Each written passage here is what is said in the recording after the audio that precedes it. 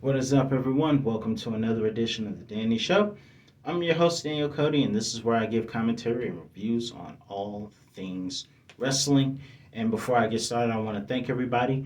Today is Sunday, February the 27th, and on this day in 2000, WWE hosted No Way Out. This was during a time where WWE was getting big as far as the roster being stacked was concerned, and 2000 would be the year that offered us so much exciting stuff.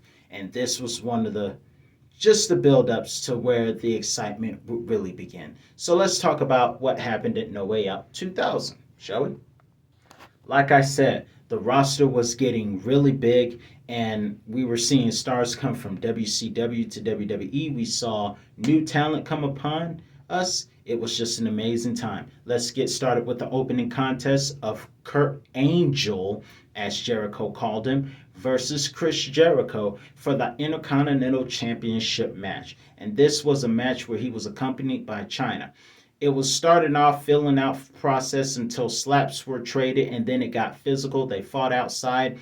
Chris Jericho countered the Irish whip into the steps and turned it into a moonsault. And then Kurt Angle would take control with a belly to belly throw from the top rope, and he would control the match for a bit until Jericho fought back with forearms and bulldogs. He also countered Kurt Angle's Hurricanrana into what WWE 13 and 2K14, etc., called Chris Jericho's signature, the double power bomb. Then we will see Kurt Angle, as great as a submission specialist as he is, we would see him encourage a path for guys, for people like Becky Lynch and Alberto Patron, as he's known in pro wrestling, whereas in WWE Sports Entertainment, he's known as, Del Rio. He inspired their submission holds, the disarmor. We saw that. We saw the cross armbar, Del Rio style. Chris Jericho escaped all of it. And Jerry Lawler thought he was cheating, but when Jericho had Kurt in the walls of Jericho and Angle escaped, it's not cheating to Jerry Lawler. Double standard. But either way, great match that saw Kurt Angle put on the Angle Slam, in which Jericho kicked out of, but Kurt Angle, not using the eye of integrity, cheated with the Intercontinental Championship belt to win his first Intercontinental Championship, and that would be the start of an amazing year for Kurt Angle. Angle winning the championship would be an omen to come, because the next match saw the New Age Outlaws, who get doggy style, but not with each other. They don't mean it like that.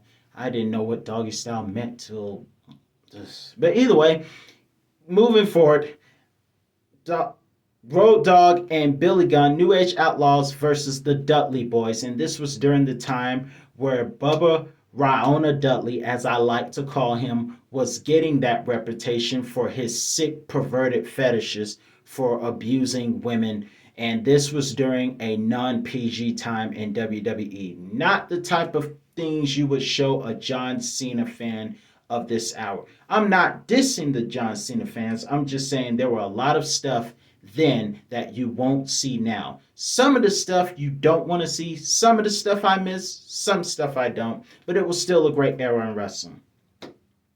Either way, moving forward, the Dudley Boys take on the New Age Outlaws, and this is how it go. This was back also when Bubba Raiona Dudley had a strange southern accent for whatever reason. RECW decided to do that. I'm glad he lost that ridiculous accent. Thank you. But either way, they isolated the daylights out of Road Dogg that night. They just totally isolated him really, really bad. And Billy Gunn tried to help by distracting at the time referee Theodore Long before he was general manager, so that Billy Road Dogg can go low on Bubba Raiona Dudley. That was for Terry, by the way. However, it didn't help much, because later on Bubba Raiona would use dirty tactics, hitting Billy Gunn with the pipe, lead pipe, and 3D and Road Dogg double team move, and they would become tag team champions, which would set them up for the amazing match at WrestleMania.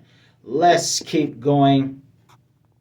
First off, let's just say in the next match we have Mark Henry versus Viscera, God rest his soul. And let me just say this.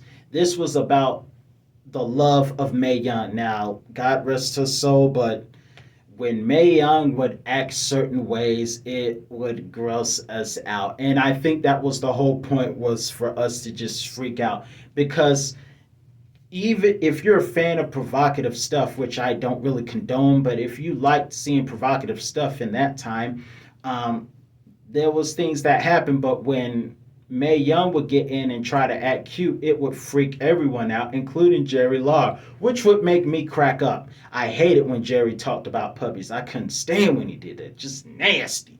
But either way, nasty old man, old king, Burger King. But either way, moving forward, this was about the honor of Mae Young from Mark Henry, and Mae Young had a horrible year, just horrible, getting powerbombed by the Dudleys twice, being crushed by Viscera, and supposedly pregnant. Who in the blue helicopter wrote that script? Just ridiculous. Ah! I mean, I'm not saying people can't get pregnant at an older age. I mean, there's a biblical story of Abraham and Sarah got pregnant when at a time where most people say you don't get pregnant at that age. So it's possible. I'm just saying, I don't know. Love is love. I'm not trying to get my channel taken off. So love is love. God bless. Moving on. Viscera versus Mark Henry. I've never seen anyone manhandle Mark Henry like that. But the weight of them fighting, it was like two semi trucks going at it, and the cameras busted out. But they got back on right in time to see Mark Henry do the world's strongest body slam on Viscera for the win. This was back when Mark Henry was sexual chocolate, and his theme sound like something from that movie that Zalman King wrote about the red books and diaries and whatnot. Our fourth match of the night would be two future rivals and starting rivals at the time that WWE was building up, Edge and Christian versus the Hardy Boys. Now, for those of you who don't know, I have a playlist from my Attitude Era reviews from the past where I covered No Mercy 1999, the amazing ladder match between Jeff Hardy, Matt Hardy versus Edge and Christian. So check that review out if you would like. But let's get on to this. Like I said, two tag teams that would build up into what would later become an amazing triple threat rivalry. And this was with Terry Runnels having, even though Terry managed the Hardy Boys at the time, she hired protection due to the sadistic, perverted actions of Bubba Ra'ona Dudley. So, in the early parts of the match, Christian, I believe, yes, it was Christian who was isolated by the Hardy Boys. The Hardy Boys took control, ripped off their shirts, and Jerry Law, with his nasty self, saying, "Wait, Terry, you should take off your shirt." And just like, Jerry is just so perverted. Just so perverted. But either way, interesting tag match, and even though Christian was isolated, somehow Edge got in and speared Jeff later on, while Christian went for his second rope, then over the top rope dive onto Matt. Later we will see the Hardy Boys get isolated. At least Jeff Hardy was isolated. We also saw this amazing move that I really love to see the Hardys do, which is a leg drop body splash combo where Matt goes for the leg drop and Jeff Hardy goes for the body slash, and they did that onto Christian. I love that move. During the later parts of the match, Jeff Hardy caught a spear as he was catapulting himself off the back of Matt Hardy, which was awesome. Later on in the match, we would shockingly see Terry turn on the Hardy Boys, which would cost them the match, and Edge and Christian won. And Edge got his hand raised by Terry, even though Edge felt strange. Matt Hardy got mad and grabbed Terry by the hair, but the APA came in and destroyed them all single handedly. And JR was different tonight because he called Terry the B word. JR is usually a gentleman and a professional, and he calls wrong when he sees wrong, but I ain't never seen nothing like that, JR. Come on. She's a Jezebel, but sheesh. Our sixth match of the evening, we have Kane versus X-Pac. Two best friends turned bitter rivals. And that last time we covered Kane and X-Pac was in my review for Armageddon 1999. And thank you guys so much for viewing that. That was a lot of views. I really appreciate that. And I got a lot of subscribers from that video. Thank you guys so much for that. But let's get into this match where Kane made a beeline to the ring and Kane and X-Pac fought through the crowd. They fought in the entranceway. It was like Peter Griffin versus the chicken.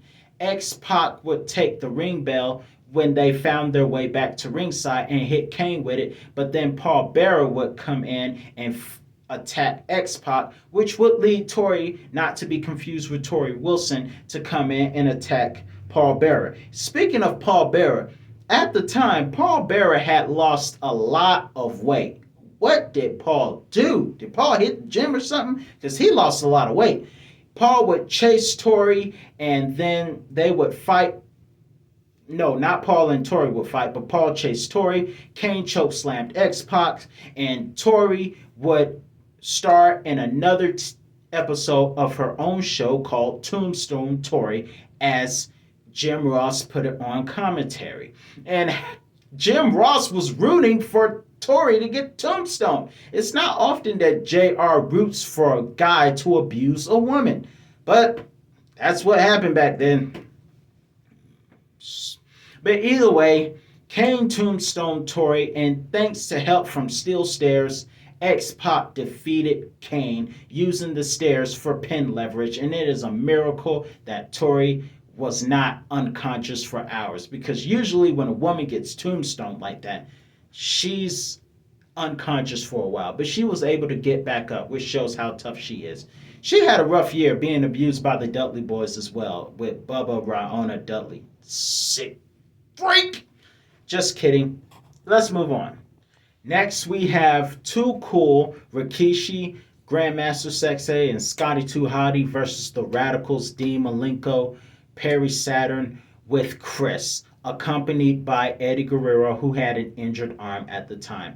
Both men traded control of the match, and it was a great match. Like I said, 2000 would prove to be an amazing year for the Attitude Era. We saw so much. The Attitude Era roster was stacked.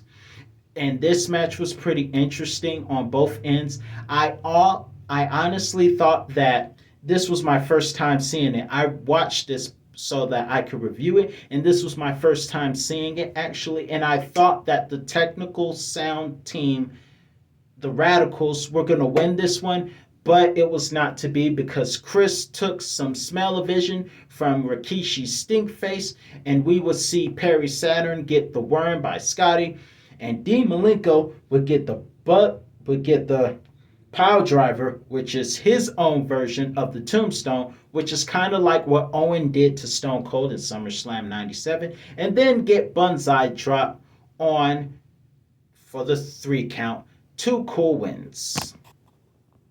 Next match, we have The Big Show versus The Rock. And for those of you who haven't seen it, I put this match on my countdown for The Big Show's birthday. And this is one of my favorite matches from The Big Show.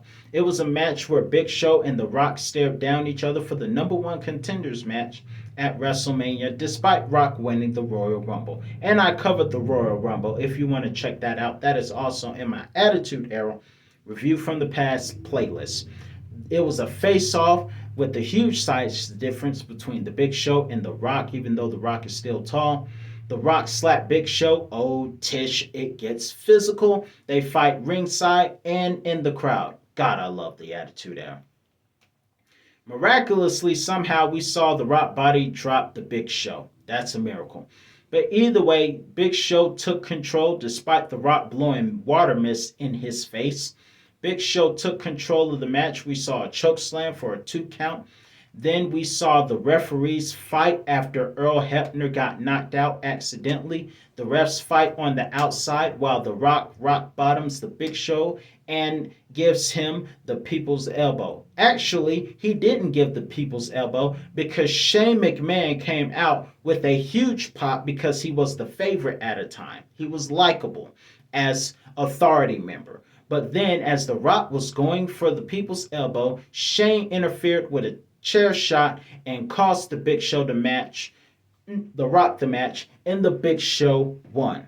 Now let's get into the last match of the evening because Shane is a traitor with the Big Show.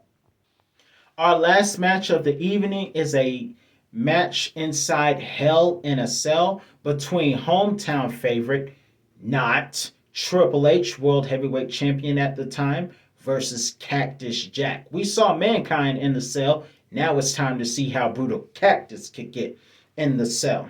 Now, the match started very physically with the discovery that the cell door was locked because Cactus can't wanted to jump off the cell but couldn't, although I would have loved to see that. But it was a very even match, but there was no advantage until Triple H uses the stairs on top of Mick Foley, where he loves to just take the stairs, stack them on someone like Roman stacks them, and then hits people with the chair on top of him, which is a habit that Triple H would make a habit of doing at the time. Of course, the game would take control of the match with the steel stairs, and then Mick Foley would come in and use a painful birth control, wrapping the 2x4 in between the game's legs. And the game would be the first to bleed due to a catapulting through the cell. And Mick Foley would take the stairs, which were thrown into the cell, and he would use that to help him break free of the Hell in a Cell match, because keep in mind the door was chained shut. So Mick Foley would break out of the cell but cut his arm, and then they would fight on the outside, Foley and Triple H. He found a 2x4 which he would use on the game. The game somehow found a way up to the top of the cell, and Cactus Jack would climb up, but unwisely Cactus Jack threw the 2x4 onto the top of the cell. Triple H got it first and would use it to push Cactus Jack down. And it's Hell in a Cell 98 all over again. But it wasn't as bad because this time he was halfway down like Shawn Michaels was. Either way, Mick Foley would get back up and get to the top of the cell, and they would fight on top. And Mick Foley would, or should I say Cactus Jack, would take the 2x4 wrapped in barbed wire and set it on fire and would use it. I wish they let him use it during the match against Randy Orton at Backlash 2004, but what the heck. But either way, Cactus Jack used it, and he was going to power drive Triple H onto it until Triple H back body dropped Cactus as a reversal onto the cell, which would break a piece of the ring. And Triple H would come down. Cactus Jack is still moving, and Triple H had a look of shock on his face because he was not expecting, it was not his intention to do that. But either way, Triple H would come down. Mick Foley is still conscious, so Triple H would go for the pedigree for the finish. And according to the stipulation, Mick Foley was forced to retire because Triple H defeated him inside Hell in a Cell. However, this is not the end of the story, as I will not be able to cover WrestleMania 16 on this day, but I will find a way to cover it and continue the story of Attitude in 2000, because this story is not over. Because like The Rock said, if WrestleMania is going to be Triple H and the Big Show, then WrestleMania is going to absolutely suck. But that's not it. The story continues. I'm your host, Dan Cody, and that's all the time I got for you today. I'll be back soon.